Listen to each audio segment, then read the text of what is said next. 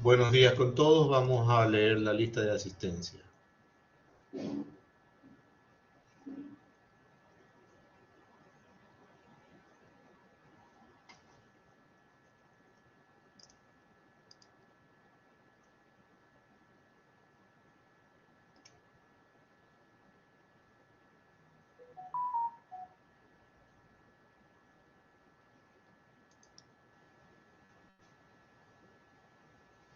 José Aquín. Buenos días, doctor, presente. Buenos días. Rafaela Avilés. Buenos días, doctor, presente. Buenos días. Andrés Ayala. Buenos días, doctor, presente. Buenos días. Solami Barrera. Buenos días, doctor, presente. Buenos días. Ariana Blasio. Buenos días, doctor. Presente. Buenos días. Aldo Boca. Buenos días, doctor, presente. Buenos días. Eduardo Borja. Buenos días, doctor, presente. Buenos días. Andrés Bustos.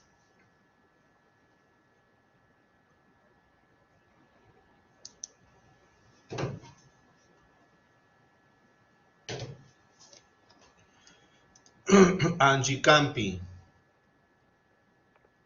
Buenos días, doctor, presente. Buenos días. Wilson Cedeño. Buenos días, doctor, presente. Buenos días. Rubén Cuello. Buenos días, doctor, presente. Buenos días. Gabriela Conde.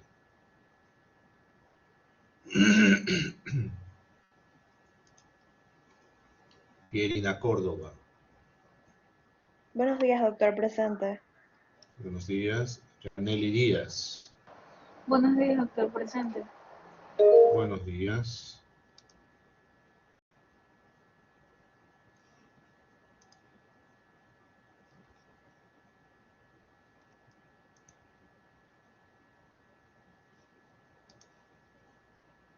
Alison Flores.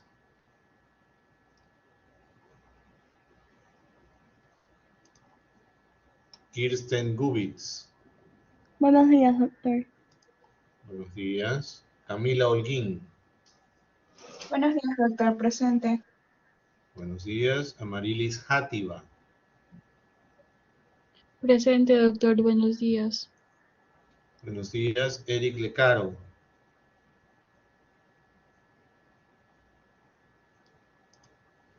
Jordi Lema.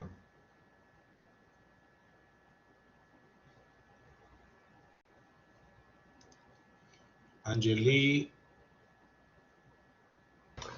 Buenos días, doctor, presente. ¿Cuál es tu apellido, Angeli? ¿Lee? Mi apellido es León. Litiño es mi segundo nombre. Ok, gracias. Sí, de nada. Buenos días. Carlos Lojano. Buenos días, doctor, presente. Buenos días. Patricio Loor. Buenos días, doctor, presente. Buenos días. Juliana Macías. Rose Mite. Buenos días, presente. Buenos días, doctor, Ok, presente. Juliana, ¿por qué no hablas? Es que no se cargaba el audio. Ah, ya. Rose Mite. Buenos días, doctor, presente. Buenos días. Katy Monar. Buenos días, doctor, presente. Buenos días. Kate Montes de Oca. Buenos días, doctor, presente. Buenos días. Ariana Montalvo. Buenos días, doctor. Presente. Buenos días. Carla Morales. Buenos días, doctor. Presente. Buenos días. Adela Peñafiel. Buenos días, doctor. Presente. Buenos días. María Paula Rade. Buenos días, doctor. Presente. Buenos días. Cristina Zulay. Buenos días, doctor, presente. Buenos días. Naomi Rizo. Buenos días, doctor, presente. Buenos días. Ana Paula Rodríguez.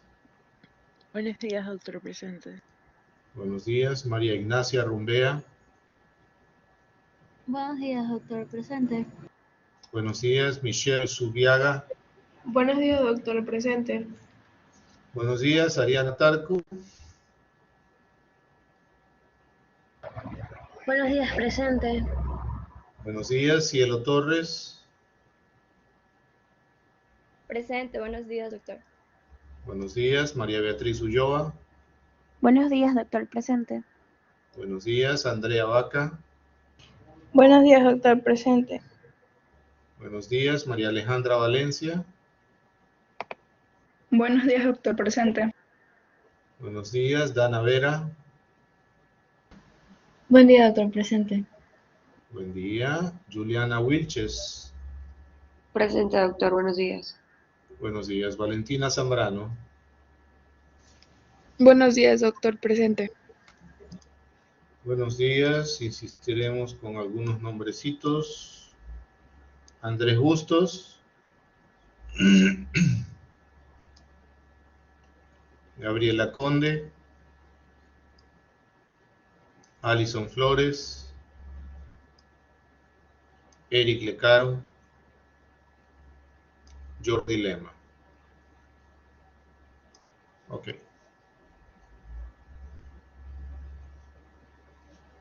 Bien, adelante por favor el grupo que va a presentar. Solo son tres, Ariana, Naomi y Rose. No, doctor, lo que pasa es que nuestras dos compañeras tienen problemas de conectarse. Entonces, Juliana, ¿tú también estás en el grupo? Sí, yo también, doctor. Ok, Juliana. Ya se marcó tu asistencia, Juliana. Sí, yo dije presente. Ok. ¿Alguien más en el grupo que falta? Ariana, Juliana, Naomi y Rose. ¿Quién faltaría ahí? Sí, Eh, Juliana, diga. Falta ahí Cielo Fiorel. Ah, no, no, ya no está aquí. Sí, falta una. Déjame ver. Gabriela Conde, ella falta. Gabriela Conde. ¿Gabriela está presente o no? Es que dice que no le sale para conectarse por ningún lado. Ahí mandó fotos y todo, que sale, vaya algo, salió mal, vuelve a cargar la página. Gabriela Conde, ok. O sea que tampoco tuvo asistencia Gabriela Conde. Déjame ver. No, no ha tenido. Bueno, Andrés, cuénteme. Doctor, disculpe, recién pude cargar la sesión. Creo que me demoré unos 10 minutos de tardanza. Andrés Bustos. Discúlpeme, doctor. A ver un ratito. Ok, Andrés. Gracias, doctor. Bueno, de nada. Estamos listos entonces. Solo tenemos a Ariana, Juliana, Naomi y Rose. No se olviden que tienen que presentar, que subir las presentaciones para poder tener su nota en la plataforma, por favor. Cada uno de ustedes, ¿sí? Adelante, por favor. Están como presentadores, pueden empezar.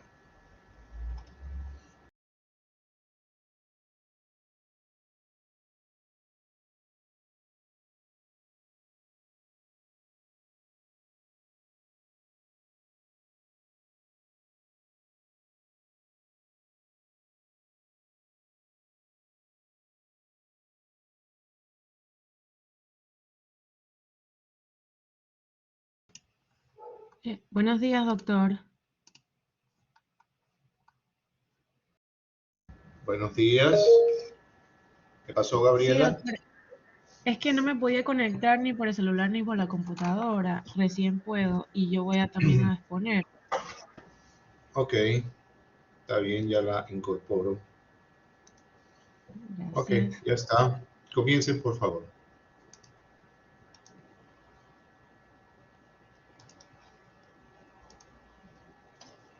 Se están convirtiendo las diapositivas. Está bien.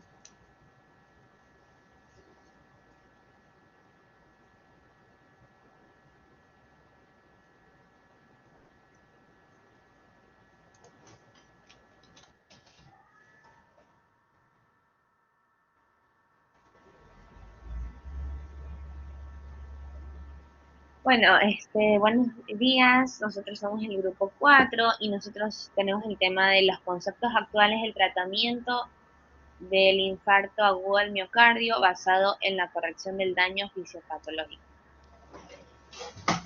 Bueno, Ok.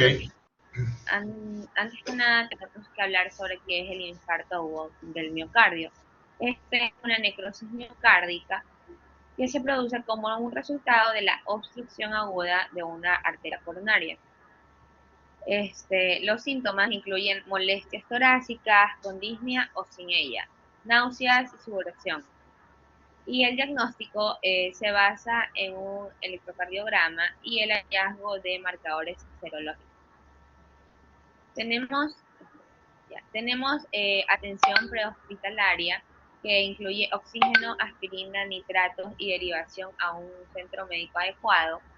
Tratamiento farmacológico que incluye antiagregantes plaquetarios, anticoagulantes, antianginosos y en algunos casos otros fármacos.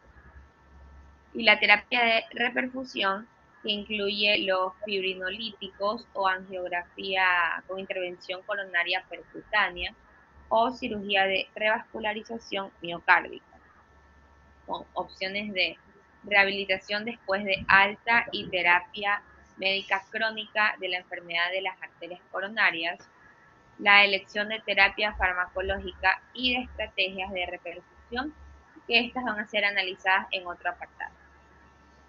Bueno, Una pregunta, perdóneme que te vaya interrumpiendo, ¿sí? Sí, dígame. ¿Qué significa atención prehospitalaria, concretamente? La atención, el significado. Claro, explícame, ¿qué es atención prehospitalaria? Ya, este es un servicio de cuando es casos de urgencia crítica y de emergencia, donde va a haber salvamento, atención médica, donde se van a transportar a los enfermos o accidentados fuera del hospital. Es como la atención de la ambulancia. Ok. ¿Y qué se hace generalmente o por quién está conformado un grupo de atención prehospitalaria?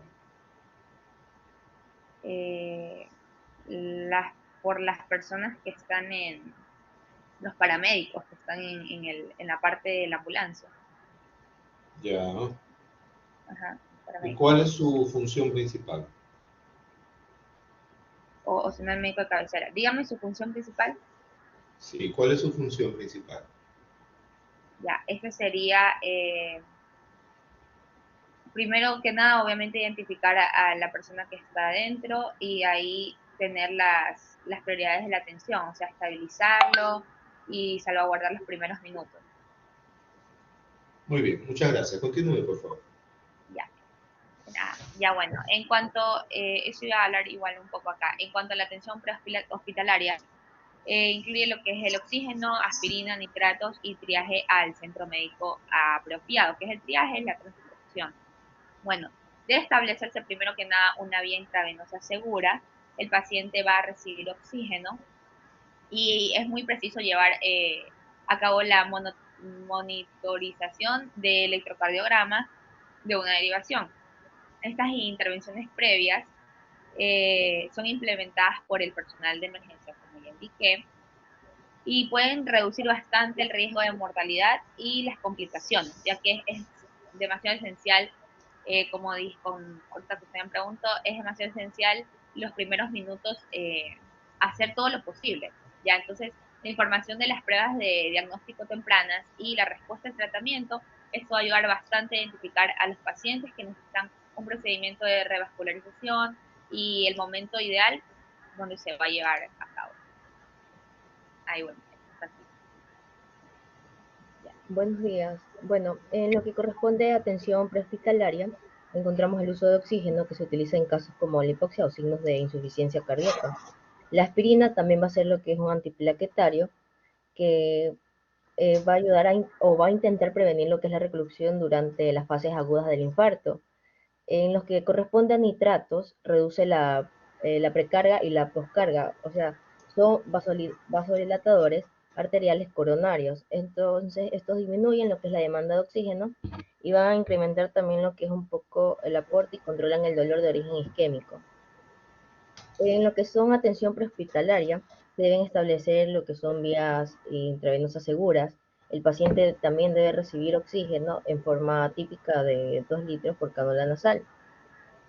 También es preciso llevar a cabo un control por electrocardiograma de una derivación para evaluar las etapas y también lo que es el diagnóstico de infarto agudo de miocardio, que se basa en la presencia de las elevaciones del segmento ST. Bueno, también hay que llevar que el infarto agudo del miocardio tiene etapas que se pueden ver en el electro, como son la isquemia, la lesión, la necrosis y el infarto continuo, en las que corresponden las intervenciones previas a la hospitalización. Se implementan por el personal de emergencia, como se mencionó, la aspirina, el oxígeno y los nitratos, pues que también pueden reducir lo que son el riesgo de mortalidad y las complicaciones. Listo. En lo que corresponde a la internación hospitalaria, se identifica el riesgo de los pacientes y también se elige una estrategia de reperfusión y terapias farmacológicas que conforman los antiplaquetarios, anticoagulantes y otros medicamentos que se basan en las estrategias de reperfusión. Al llegar a las salas de emergencia se confirman el diagnóstico del paciente y también los pasos a seguir, la terapia con los medicamentos al momento de la revascularización, dependiente del cuadro clínico también y el diagnóstico. Los infartos de agudos del miocardio saben clasificarse como IMES o INSET en función al hallazgo del superdesnivel en el segmento ST cuando se hace el electrocardiograma. Entonces, eso también hay que tener súper en cuenta cuando se va a proceder a dar un diagnóstico o a dar un tratamiento. Que el infarto del miocardio con el superdesnivel del segmento ST, es una necrosis de miocardio asociada a los cambios en el segmento ST, mientras que el que no tiene elevación en el segmento ST representa una necrosis en el miocardio, una necrosis miocárdica.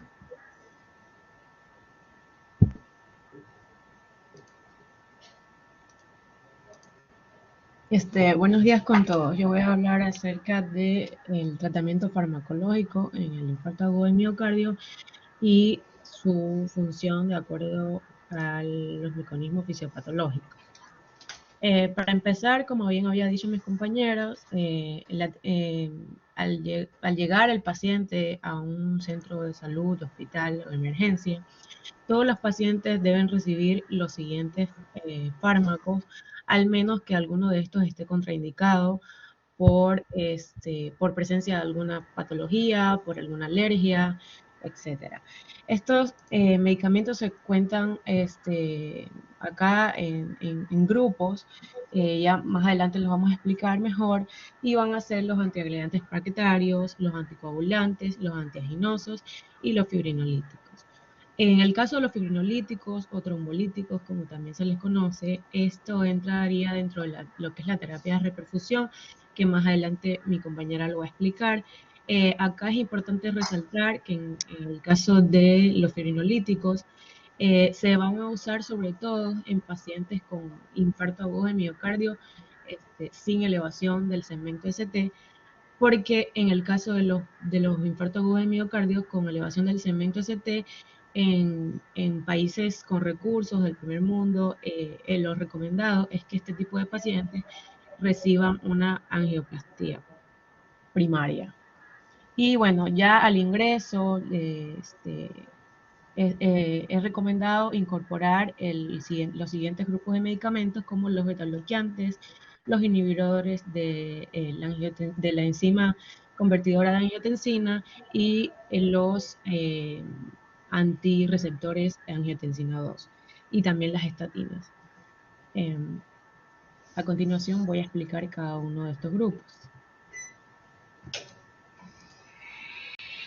Bien, primero que todos tenemos los antiagregantes plaquetarios. Dentro de los antiagregantes plaquetarios hay muchos y ellos actúan de diferentes maneras, pero como ejemplo escogimos a la aspirina y el clopidogrel, ya que son uno de los más conocidos y también de los más usados, sobre todo en nuestro país. En este caso vamos a comenzar con la aspirina. El mecanismo de acción de la aspirina es a partir de la inhibición de lo que sería la enzima ciclooxigenasa 1. ¿Cuál es la función de esta enzima? La función de esta enzima es convertir el ácido araquidónico en tromboxano A2. Y el tromboxano A2 tiene una función, digamos, paracrina. Es decir, es como una antenita que se encuentra en la plaqueta y su función principal es enviar una señal a las otras plaquetas para que éstas entre sí se agreguen y se forma la agregación plaquetaria. Por tanto, si inhibimos la enzima ciclooxigenasa 1, el ácido araquidónico no se puede convertir en tromboxano 2, por lo tanto, este no puede realizar su función paracrina y no se van a agregar las plaquetas para formar un trombo final. Y bueno, en el caso del clopidogrel, este tiene otro mecanismo de acción, es un fármaco anti-ADP. Básicamente el mecanismo de acción se produce porque dentro de las plaquetas hay unos gránulos densos que van a secretar el ADP. Este ADP va a funcionar de manera paracrina, así como el tromboxano A2, activando receptores celulares, receptores en la membrana de la plaqueta, para que estos a su vez avisen a las otras plaquetas para que se agreguen. Dentro de estos receptores, acá en el caso del clopidogrel, uno fundamental es el PDY12, que es el que va a mandar la información para que las otras plaquetas se agreguen. Por tanto, si inhibimos la secreción de ADP, este receptor no se va a estimular y tampoco se van a agregar las plaquetas. Es decir, son dos medicamentos con mecanismos de acción diferentes, pero al final el resultado final es el mismo, que es inhibir la agregación plaquetaria.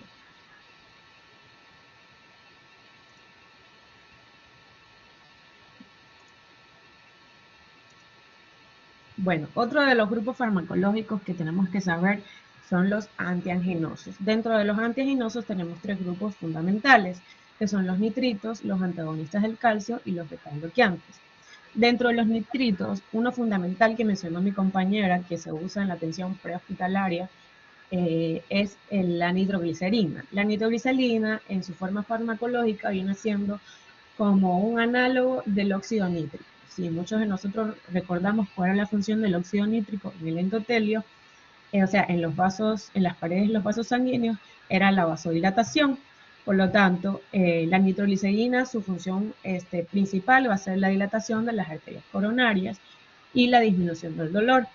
Es importante también resaltar que va a disminuir la precarga, también la poscarga y las necesidades de oxígeno del miocardio. Y también acá que no solo va a dilatar las arterias coronarias, sino otras arterias como las arterias cerebrales, por lo que uno de los efectos adversos fundamentales de la nitroglicerina es una cefalea intensa. Muchas personas a veces usan esta cefalea como mecanismo para saber si esa nitroglicerina estaba en buen estado o no.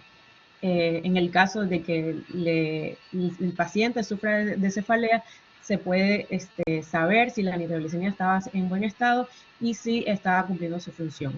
En el caso de los grupos de los antagonistas del calcio o anticálcidos, como se le conoce de otra manera, su función fundamental es bloquear los canales de calcio, por tanto el calcio no va a entrar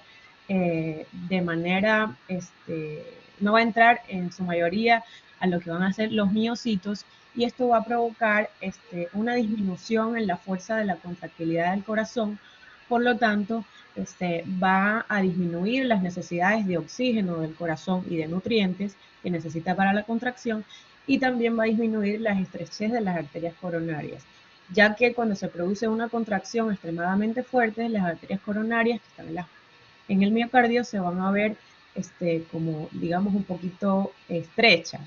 Y si se administra estos anticálcicos, la luz de esas arterias coronarias va a disminuir su estrechez, por lo tanto, digamos, va a mejorar su perfusión. Y también, como consecuencia, disminuye lo que va a ser la tensión arterial. Acá un fármaco conocido dentro de estos antagonistas del calcio está el diltiazem. Y bueno, el otro grupo que tenemos serían los beta bloqueantes. Estos, su función principal, como su nombre lo dice, es la de bloquear los receptores beta adrenérgicos. Y bueno, todo el mundo sabe la función de la adrenalina como neurotransmisor. Y bueno, bloqueando los receptores estos receptores beta adrenérgicos que se van a encontrar en el corazón, en los pulmones, en los vasos sanguíneos, en el riñón, en el páncreas. Pero acá principalmente nos vamos a focalizar en lo que es el corazón y los vasos sanguíneos. Estos beta bloqueantes van a bloquear estos receptores beta, por lo tanto van a disminuir la función de la adrenalina, para que así me entiendan de alguna manera, lo que va a provocar una disminución de la descarga eléctrica sobre el nodo sinusal, va a disminuir la frecuencia cardíaca, va a disminuir la tensión arterial y por tanto también va a disminuir la demanda de oxígeno. Muy bien. En el caso de los otros de los grupos que tenemos son los anticoagulantes. Este mecanismo de acción es un poquito más complejo porque hay que tener un poco de conocimiento de lo que es la cascada de coagulación, pero yo lo voy a explicar de manera, poniendo como ejemplo los anticoagulantes más usados, como por ejemplo la warfarina, la heparina, y en el caso del infarto agudo de miocardio, que el que más se usa es la heparina de bajo peso molecular.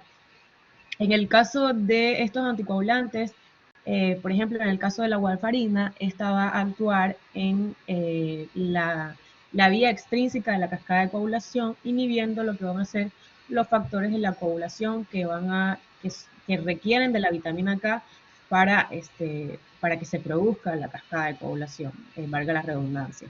Estos van a ser los factores 2, 7, 9 y 10. Y en el caso de la heparina de bajo peso molecular, estos van a actuar mediante el factor antitrombina 3, que va a inhibir la formación de trombina y por consiguiente, no va a permitir que el fibrinógeno se convierta en fibrina, por tanto no se va a formar el trombo. No se va a formar el trombo y bueno, su nombre en sí lo dice, es anticoagulante. Evita lo que sería la coagulación. Otro grupo bastante usado acá son los IECA, que así se le conoce por sus siglas, pero su nombre en realidad es inhibidores de la enzima convertidora de angiotensina.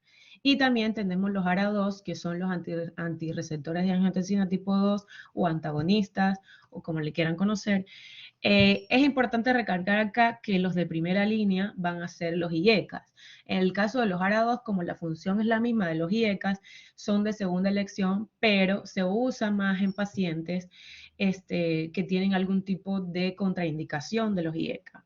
Entonces, básicamente la función de estos, todos hemos visto en las clases con el doctor y ya sabemos cómo funciona el sistema de renina-angiotensina-aldosterona. Entonces, los inhibidores de la enzima convertidora de angiotensina lo que hacen es eso, como dice su nombre, inhibir la angiotensinasa, que es la enzima que convierte la angiotensina 1 en angiotensina 2. Al inhibir esta reacción no se va a producir lo que va a ser la angiotensina 2, por tanto no se va a cumplir la función de la angiotensina 2 y se va a inhibir la activación simpática, no se va a secretar la hormona antidiurética, no se va a secretar la aldosterona, por tanto no se va a reabsorber ni sodio, ni agua, ni se va a producir la excreción de potasio y por tanto no se va tampoco a provocar la vasoconstricción arterioral. Lo mismo sucede con los ARA2, pero estos tienen otro mecanismo de acción, o sea, no inhiben la enzima, sino que bloquean los receptores de la angiotensina 2. Es decir, la angiotensina 2 en esta ocasión sí se va a producir, pero los receptores con los que tienen que interactuar van a encontrarse bloqueados, por lo tanto, la respuesta igualmente se va a encontrar inhibida. Por lo tanto, no se va a provocar nada de esto que vemos acá, que conocemos que hace el sistema renina-angiotensina-aldosterona.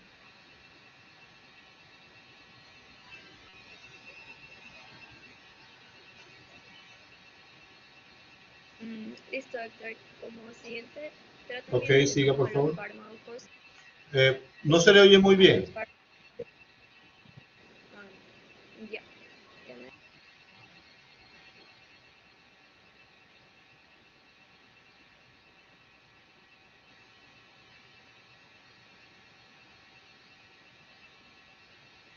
Siga por favor. Ahí sí se me escucha bien, doctor. Un poquito bajo, pero bueno, adelante. Trataremos de escucharla, pero suba un poco el volumen de su... Ya, como siguiente tratamiento tenemos a los fármacos fibrinolíticos. Ya, aquí se ha demostrado que la infusión de los trombolíticos durante las primeras 12 horas de evolución del infarto agudo del miocardio, con elevación del segmento de CT, reduce la mortalidad. Constituyen una estrategia posible para aplicar en más del 90% de los pacientes. Los fármacos fibrinolíticos son proteasas que actúan como activadores directos o indirectos del plasminógeno, transformándolo en plasmina, que a su vez cataliza la degradación de fibrina o fibrinógeno y la disolución del coágulo. Estos fármacos pueden dividirse teóricamente en activadores fibrinoespecíficos y no fibrinoespecíficos. Los activadores no fibrinoespecíficos, como la estreptoquinasa, convierten tanto al plasminógeno circulante como al unido al coágulo en plasmina, dando lugar no solo a una lisis de la fibrina en el coágulo, sino también a un importante fibrinogenólisis. En virtud, tenemos que por la reactividad selectiva en el complejo binario, que es plasminógeno-fibrina, los activadores no fibrinógenos, fibrinoespecíficos, como es la alteplasa y la denecteplasa, dan lugar fundamentalmente a la lisis de la fibrina en la superficie del coágulo, sin afectar teóricamente al fibrinógeno circulante. Ya, como siguiente tenemos a las estatinas.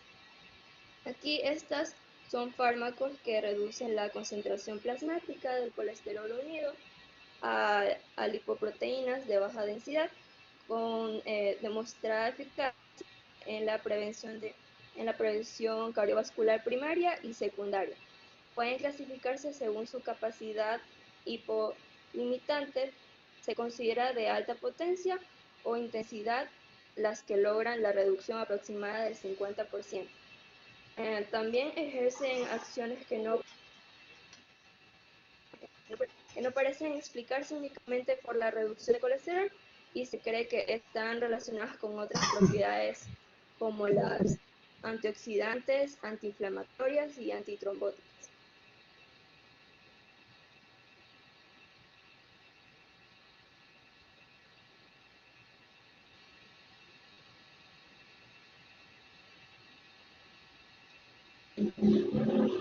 Buenos días, ¿sí se me escucha, doctor? Sí, continúe, por favor. Buenos días.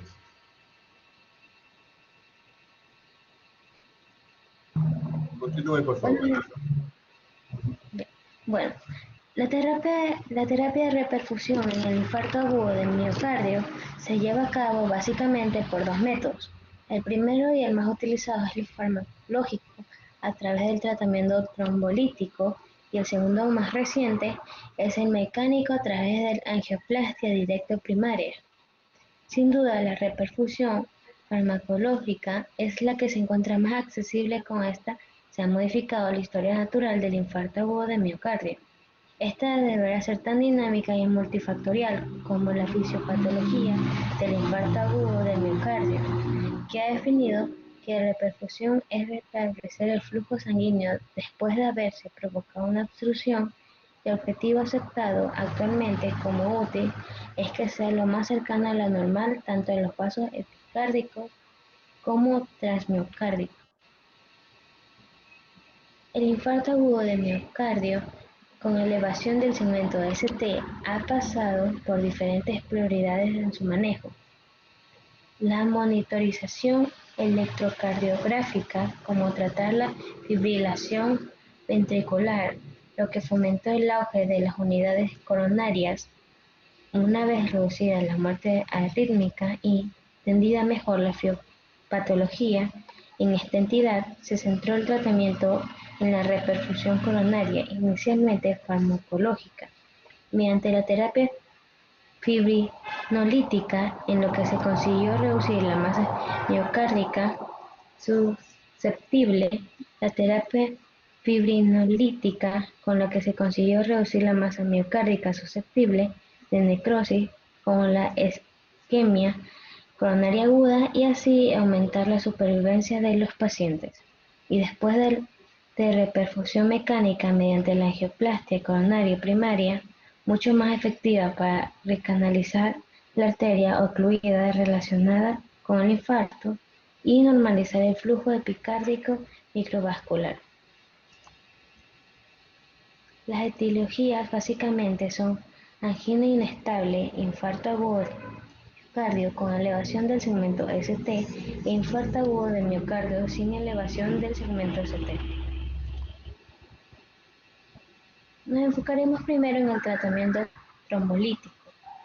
Este es un método del infarto agudo del miocardio que consiste en la administración de un medicamento destinado a disolver el coágulo que ha tapado la arteria coronaria causando el infarto. El fármaco más comúnmente usado para esta terapia es el activador de plasminógeno tisular natural como tenecteplasta. Debido al activador del plasminógeno recombinante específico para la fibrina derivado del TPA natural que une al componente fibrina del trombo coágulo sanguíneo y convierte selectivamente el plasminógeno unido al trombo en plasmina, la cual degrada la matriz de fibrina del trombo. Su efectividad es mayor mientras más precoz sea su administración en relación al comienzo del infarto. Pasadas las 6 horas del comienzo del cuadro, la trombólisis es mucho menos efectiva y más tardíamente está contraindicada.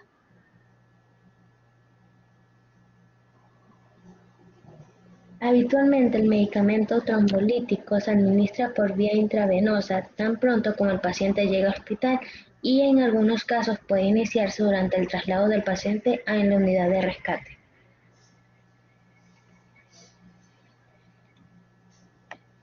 Angioplastia directa o primaria.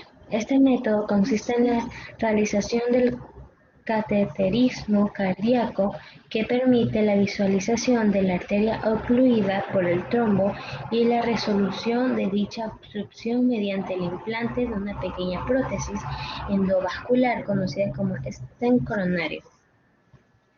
Estas angioplastia primaria se indican en pacientes que tienen infarto con supradesnivel del segmento ST, asociado a dolor torácico persistente de carácter anginoso dentro de las primeras 12 horas de evolución.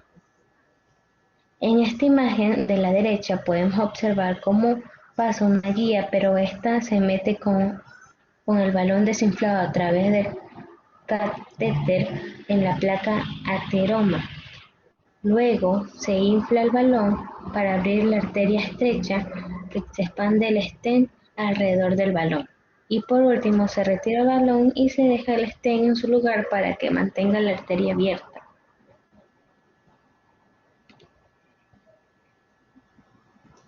Bueno, en lo que corresponde a la evaluación funcional después del infarto al miocardio, bueno, esta enfermedad aguda y el tratamiento del infarto debe emplearse como para motivar al paciente a que modifique factores de riesgo, con asesoramiento acerca del estilo de vida, por ejemplo, el tabaquismo, la dieta, hábitos para mejorar también lo que son ejercicios y el manejo agresivo con por los factores de riesgo. A final del ciclo, todos los pacientes deben recibir un régimen adecuado de antiagregantes plaquetarios, también con estatinas, antiginosos y sobre todo con bases de la comorbilidad. Gracias.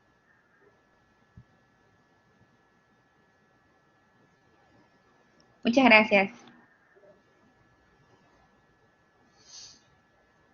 Ok, perfecto. Yo quisiera que empezáramos inmediatamente la siguiente clase porque creo que estamos un poquito atrasados. Felicito al grupo. Una presentación bastante objetiva y bastante actualizada. Bueno, muy bien. Vamos a ir directamente ahora con la próxima clase. A ver, este es el grupo 5, ¿no es cierto? ¿O grupo 4? El 4. El grupo del curso es el 2, pero el de exposición es el 4. No, de exposición me refiero. De exposición. El 4. El grupo 4, ¿no? Ok, perfecto. Muy bien. Entonces, a ver, nosotros estamos en la semana 5. Vamos a iniciar todo lo que tiene que ver, según el sílabus, con lo que es patologías del aparato respiratorio. Eso es lo que vamos a ver ahora. Yo creo que entre esta clase y la próxima vamos a tocar todo lo que es algunos problemas fisiopatológicos del aparato respiratorio y vamos a detenernos quizás en la próxima clase un poquito en lo que es la neumonía por COVID, que evidentemente no podemos pasar por alto esta patología que está ocurriendo con tanta frecuencia, ahora con menos frecuencia, gracias a Dios. Bien, vamos a compartir la aplicación con la presentación. Ok. De la fisiopatología respiratoria vamos a tocar especialmente dos tipos de enfermedades. Enfermedades respiratorias obstructivas y enfermedades respiratorias restrictivas. Vamos a ver ya detenidamente cada uno de estos procesos fisiopatológicos. Bueno, rápidamente, cómo está conformado todo lo que es el sistema respiratorio. Tenemos dos grandes partes, ¿no? Las vías aéreas superiores e inferiores y los pulmones, que tienen también estructuras que son encargados ambos de transportar el oxígeno del exterior hacia el interior del organismo para poder suplir las necesidades sanguíneas de los órganos a través de los glóbulos rojos y también de expulsar el CO2 una vez que se ha llevado a cabo el proceso de oxigenación a nivel tisular. Entonces, en la vía aérea superior, que está conformada pues por estructuras que van hasta la laringe, la vía aérea superior, vías nasales, faringe, epiglotis, hasta la laringe, y la vía aérea inferior, que podríamos considerar que está conformada por estructuras que van desde la tráquea hasta los alveolos, que son las estructuras internas del componente pulmonar, ¿sí? Dentro de todo este proceso, ya lo estudiamos en algún momento, está la caja torácica. Pues evidentemente la caja torácica tiene estructuras musculares y estructuras óseas que modifican su dimensión de acuerdo al momento de expiración o de inspiración que permiten la función respiratoria. Si hablamos de los alveolos, ese lugar interno componente interno de los pulmones, en donde se intercambia el oxígeno y el CO2 entre el aire que se inspira por las vías respiratorias superiores y los glóbulos rojos o los hematíes. Dentro del pulmón existen dos tipos principales de células. Las unas se llaman neumocitos tipo 1, que son los encargados propiamente del intercambio gaseoso, y el neumocito tipo 2, que está encargado de lo que es el proceso de surfactancia. El surfactante es un agente tensoactivo, generalmente formado por lípidos, por proteínas, que disminuyen la tensión superficial de los alveolos y evitan su colapso, o lo que se llama como atelectasia. Recuerden ustedes, no sé si alguien levantó la mano, no puedo verlo ahorita, no puedo ver tampoco ningún mensaje porque estoy en la pantalla de presentación. Si usted quiere decirme algo, hable, por favor. Como les decía, este agente surfactante es precisamente, ustedes han de haber escuchado, que cuando una mujer que está en la etapa de embarazo final, pero no ha llegado todavía a las 34 semanas, generalmente el ginecobstetra tiene que madurar los pulmones del neonato, de la criatura, del producto, debido a que no se ha formado en ese tiempo todavía, hasta la semana 38, no se forma la sustancia surfactante, y si no se maduran los pulmones del producto en este momento, si es que la mujer tiene que, por alguna razón, ser intervenida quirúrgicamente con una cesárea antes de la semana 38 o 39, si no se maduran los alveolos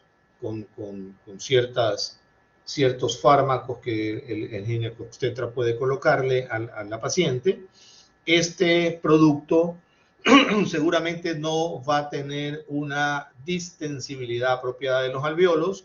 Estos van a estar colapsados y va a ser un distrés respiratorio muy peligroso para la vida del neonato, ¿no? Entonces, esa es la importancia de la sustancia surfactante, que como ya lo dijimos, están dentro del neumocito tipo 2.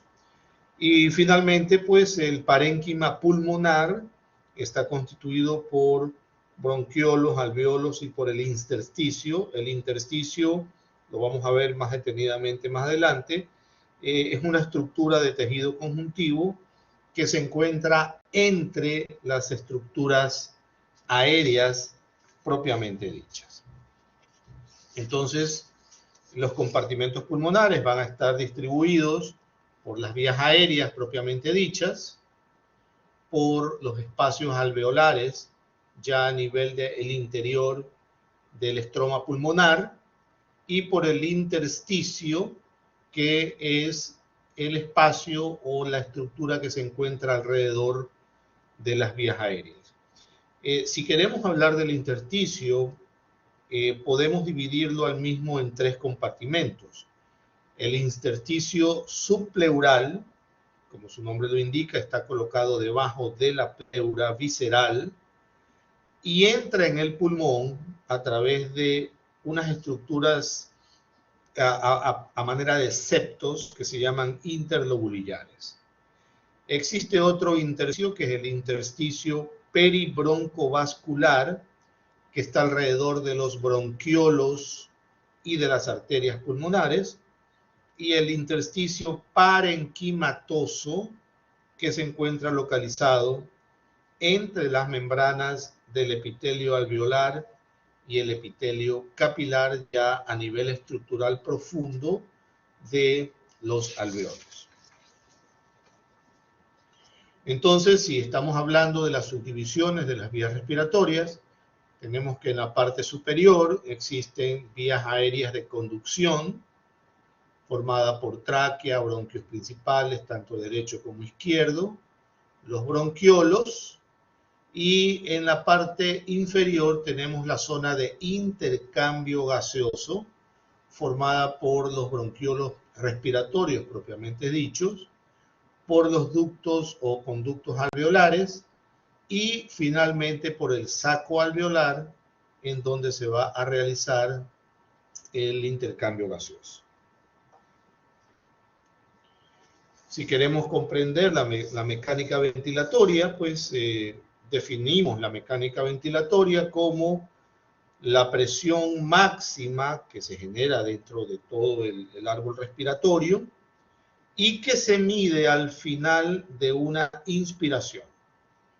Depende mucho del volumen circulante de gas o de aire que hay dentro del sistema, del flujo inspiratorio, es decir, la cantidad de aire que entra con la inspiración, y se puede modificar por diversas estructuras o cambios en diversas estructuras, tanto a nivel de la caja torácica como a nivel endotraqueal o a nivel también del esfuerzo muscular que el paciente realiza cuando se realiza la respiración.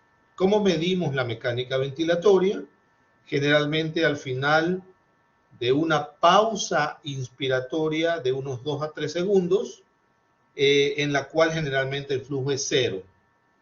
Entonces, aquí podemos medir la presión hasta un valor determinado que dentro de las estructuras de volumen respiratorio nos va a determinar si la mecánica ventilatoria está o no está dentro de límites normales. Ahora, según el sitio que se afecte en la patología pulmonar, las alteraciones funcionales van a ser determinantes de qué patología o qué sitio está afectado. Por ejemplo, puede ser por compromiso de la vía aérea, en donde va a dar unas características fisiopatológicas muy particulares. Puede ser por compromiso del espacio alveolar, en donde también las manifestaciones fisiopatológicas van a ser importantes, o finalmente por compromiso del espacio intersticial con generalmente manifestaciones respiratorias restrictivas, como lo vamos a ver más adelante. Si es que existe compromiso de la vía aérea, podríamos decir que la alteración funcional primaria más importante es la obstrucción del flujo aéreo, obstrucción de la vía aérea central.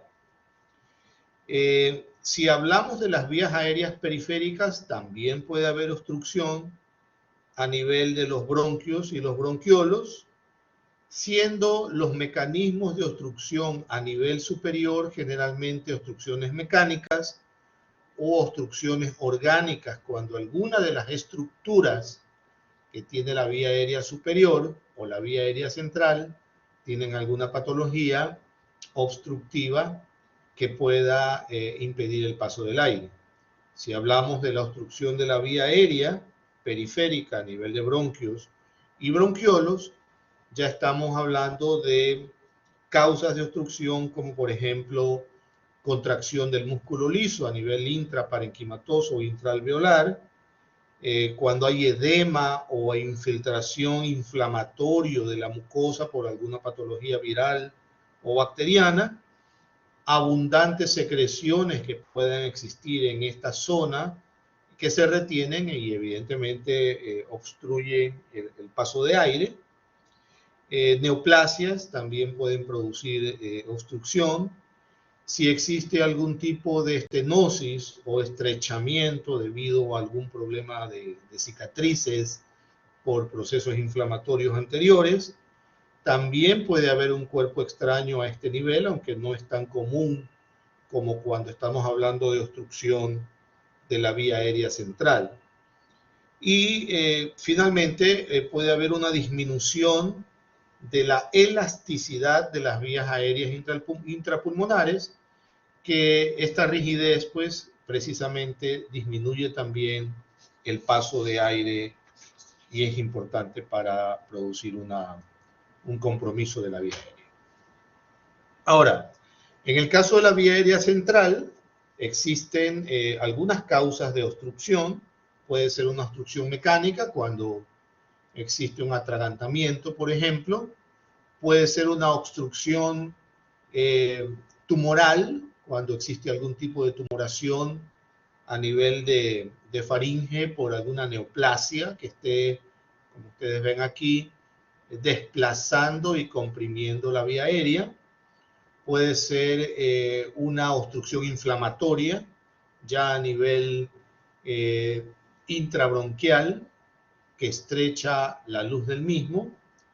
Puede ser también una parálisis de las cuerdas bucales, y puede ser una compresión extrínseca, como en este caso, por ejemplo, un paciente con cáncer de tiroides, o como en el caso que vimos con ustedes, no fue con ustedes, fue con el grupo de cirugía, en donde existen lipomas intrafaríngeos que pueden, a nivel submucoso, que pueden comprimir las vías respiratorias y producir este problema de obstrucción de la vía aérea central. Habíamos hablado también en algunos casos de que hay pacientes que tienen que intubarse, es decir, tienen que permanecer algún tiempo con un tubo endotraqueal porque están en áreas de terapia intensiva y tienen problemas respiratorios y tienen que colocarle una ventilación asistida. Entonces, esto cuando ya pasan de 10 días, 12 días, 15 días, 2 semanas, es muy posible que se produzca una estenosis traqueal post-intubación.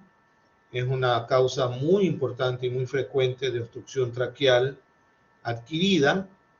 Estos pacientes que tienen este problema tienen sintomatología que los obligan a llegar hasta donde un médico.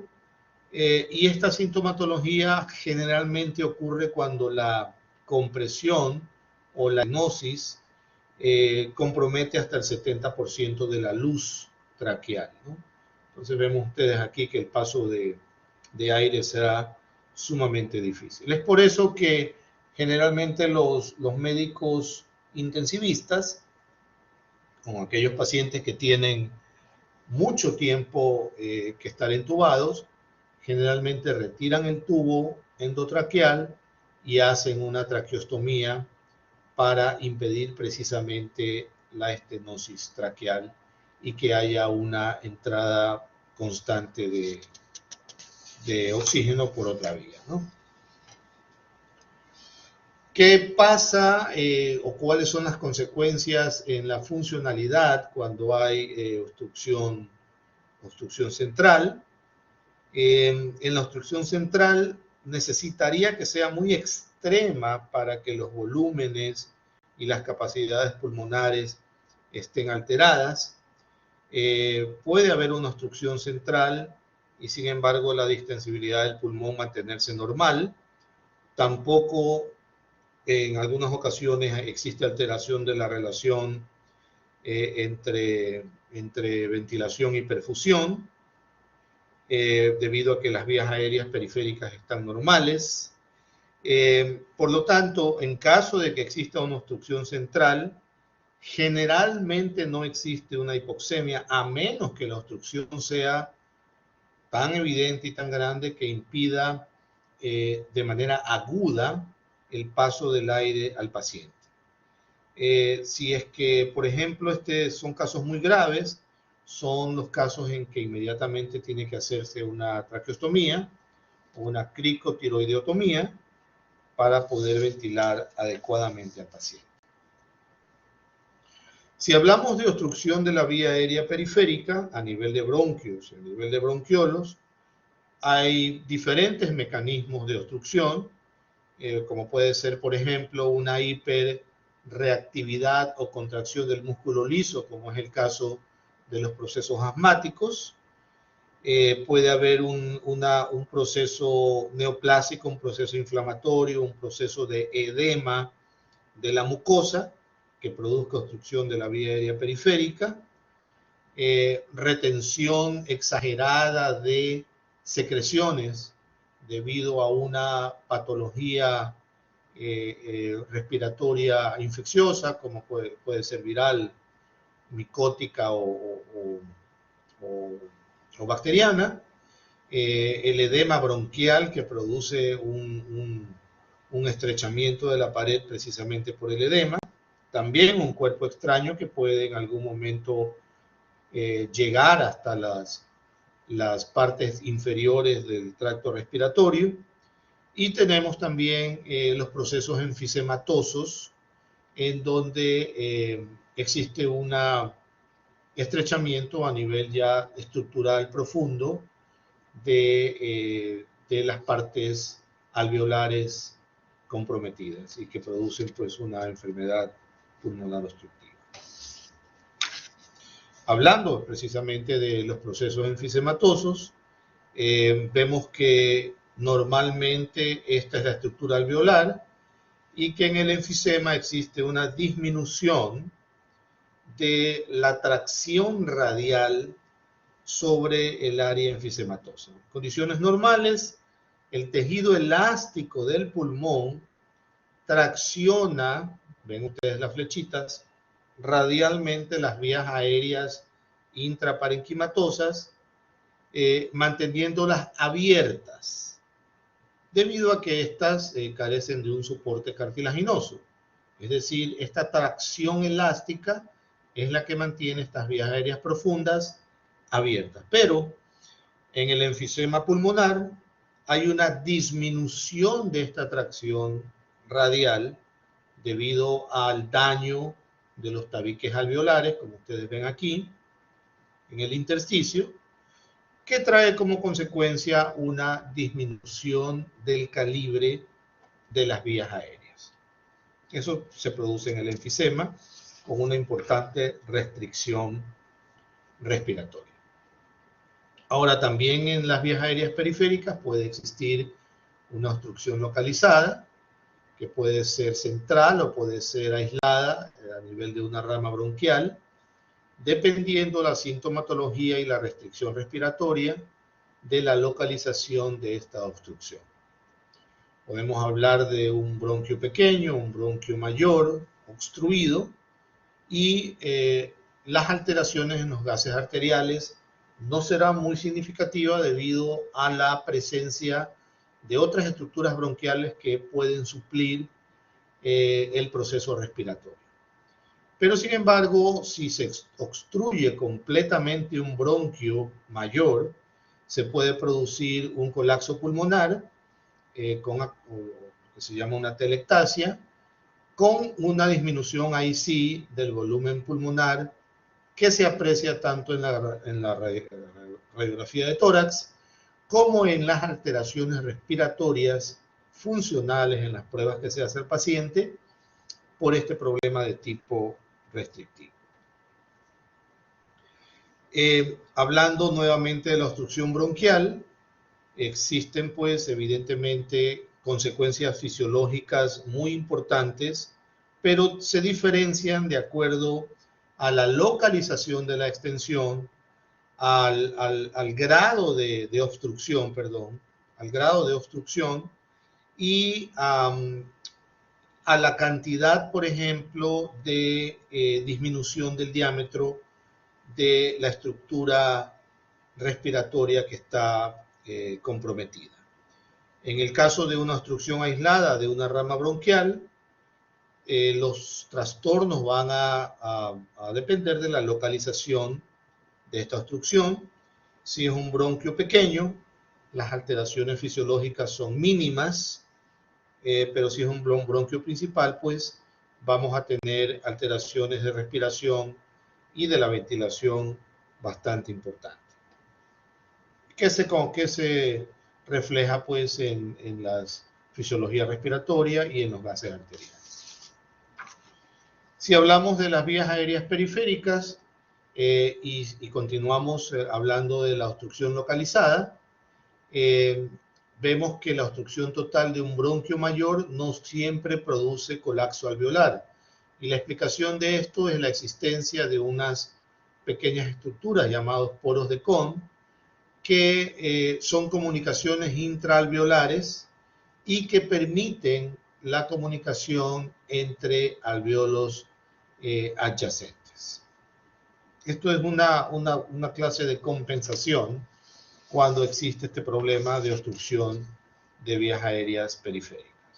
Si estamos hablando de una obstrucción difusa con una limitación del flujo aéreo, puede ser que sea producida por otras causas como el tabaco, la hiperreactividad bronquial en caso de un proceso alérgico inflamatorio, o una neumoconiosis cuando estamos hablando de agentes físicos externos que producen daño en todas estas estructuras aéreas y respiratorias.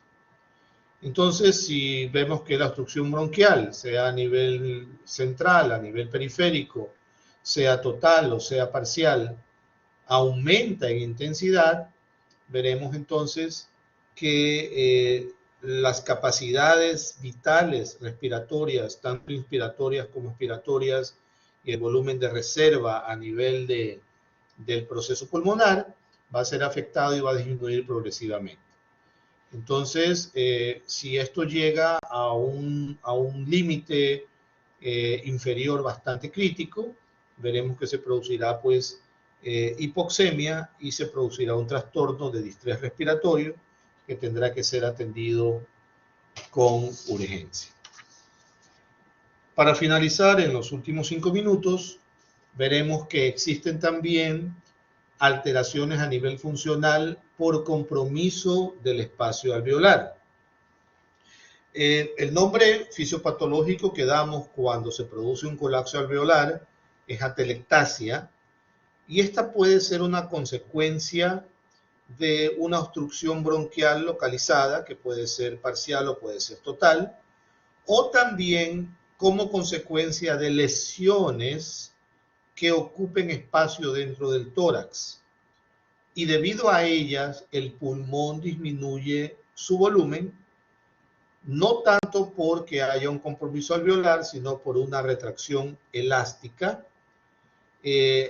por la compresión que existe si estamos hablando de una lesión pulmonar, por ejemplo, que ocupe espacio como en un cáncer de pulmón.